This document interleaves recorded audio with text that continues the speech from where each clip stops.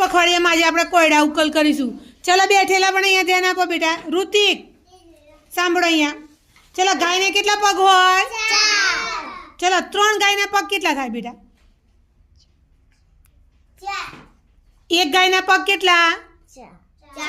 હા 2 ગાયના 8. તો 3 ગાયના 3 હોય તો 4 ઉમેરો બીજા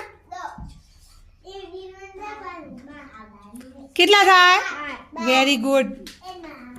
ચલો ભાઈ અત્યારે જોડે 10 પેન્સિલ છે અને સાનવી તને બીજી 7 આપો તો કેટલી થાય? 17. Very good. ચલો ભાઈ પંખા ને પાંખિયા કેટલા હોય? 3. આપણી રૂમમાં કુલ કેટલા પંખા છે ગણ દો.